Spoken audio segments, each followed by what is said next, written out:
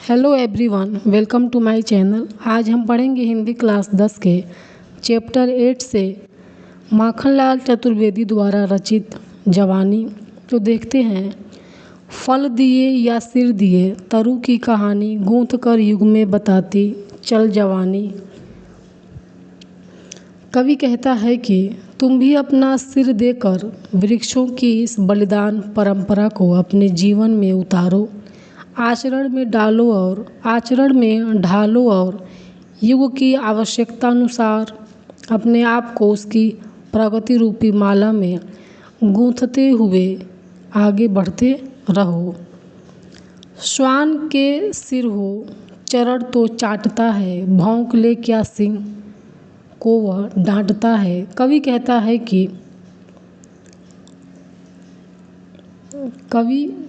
है कि कहने को तो सिर तो कुत्ते का भी होता है, पर उसमें स्वाभिमान तो नहीं होता। वह तो अपनी इच्छा के लिए दूसरों के पैरों को चाटता रहता है।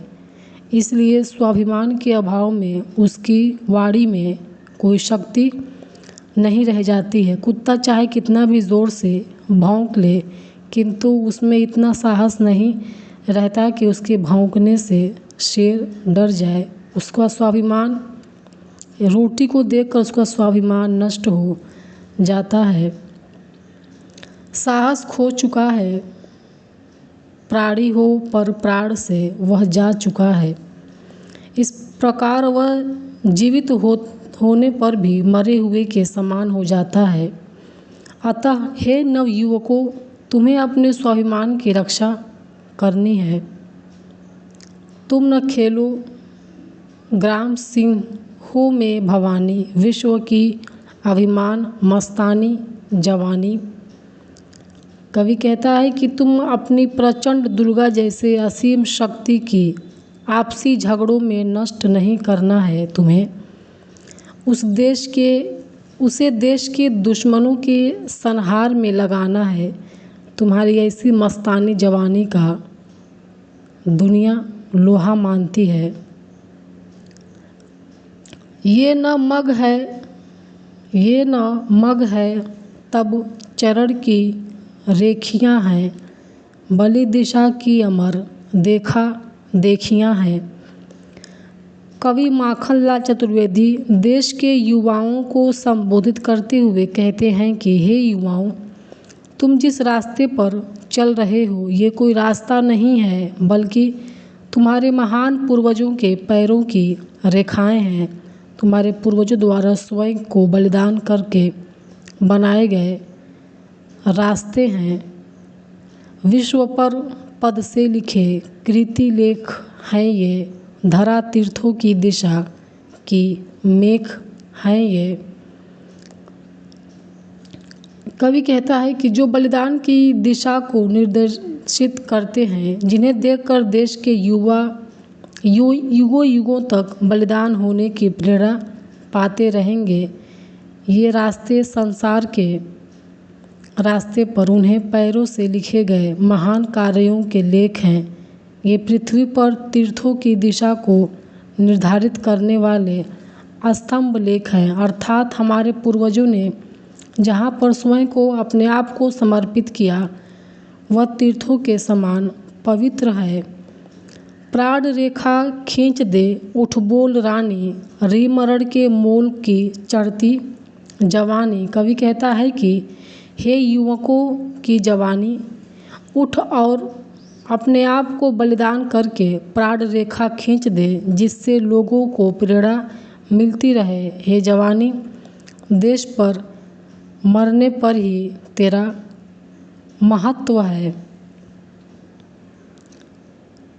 टूटता जुड़ता समय भूगोल आया, गोद में मड़ियाँ समेट खगोल आया। कवि कहता है कि हे युवाओं, समय का भूगोल हमेशा एक जैसा नहीं रहता है।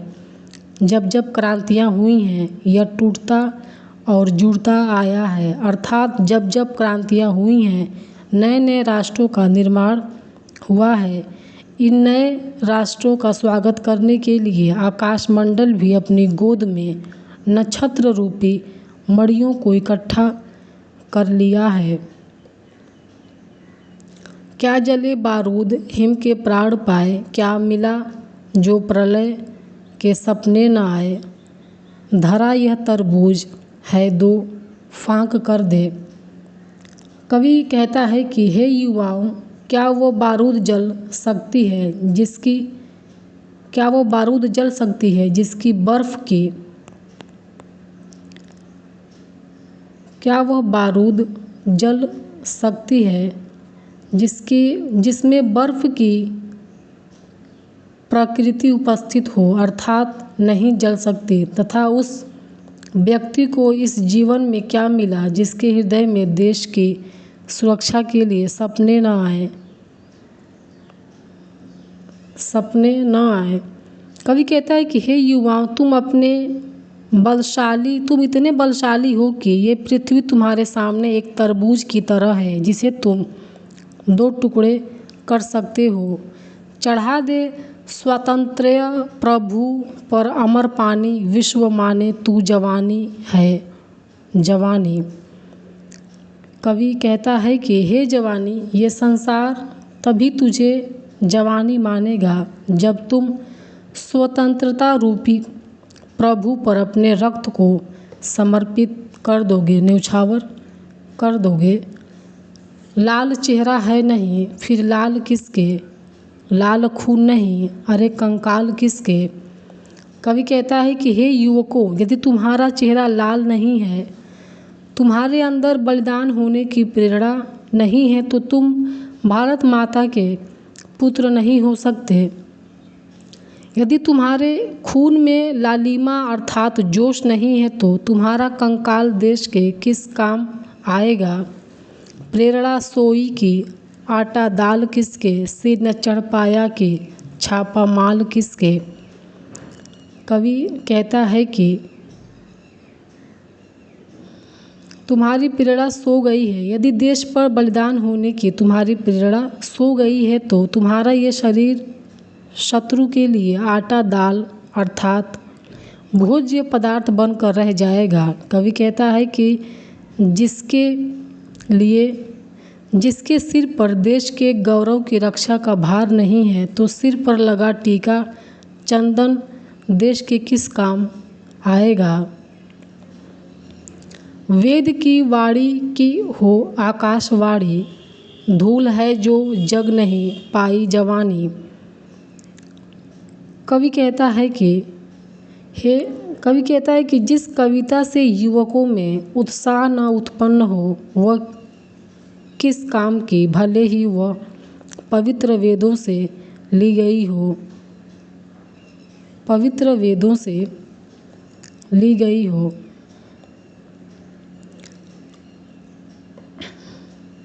विश्व पवित्र वेदों से ली गई हो, भोज्य पदार्थ बनकर रह जाएगा। कवि कहता है कि जिस सिर पर देश के गौरव की रक्षा का भार नहीं है, तो सिर पर लगा टीका चंदन देश के किस काम आएगा। अंत में कवि कहता है कि जिस कविता से युवकों में उत्साह न उत्पन्न हो, तो वह किस काम की, भले ही वह पवित्र वेदों से ली गई हो अथवा स्वयं देवताओं के मुख से निकली आकाशवाणी हो।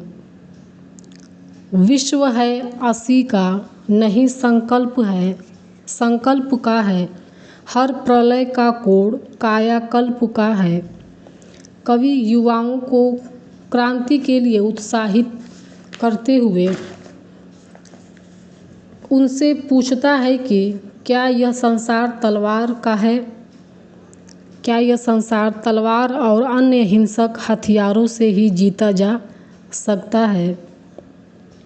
कवि उनको स्वयं ही उत्तर देते हुए कह रहा है कि नहीं, ऐसी बात नहीं है। फूल गिरते शूल सिर ऊंचा लिए हैं, रसों के अभिमान को निरस किए हैं। संसार दृढ़ संकल्प वाले व्यक्तियों का है, इसे दृढ़ संकल्प से ही जीता जा सकता है। संसार की प्रत्येक प्रलय का उद्देश्य संसार में क्रांति और बदलाव लाना होता है, बदलाव लाना होता है। व्यक्ति के अंदर जब दृढ़ संकल्पों की कमी होती है तो उसका पतन आरंभ हो जाता है। हवा के हल्के से झोंके से कोमल होने के कारण पुष्प जमीन पर गिर जाते हैं और अपना सौंदर्य खो बैठते हैं, परंतु कांटे, आंधी और तूफान में भी अपना सीना गर्व से ताने खड़े रहते हैं।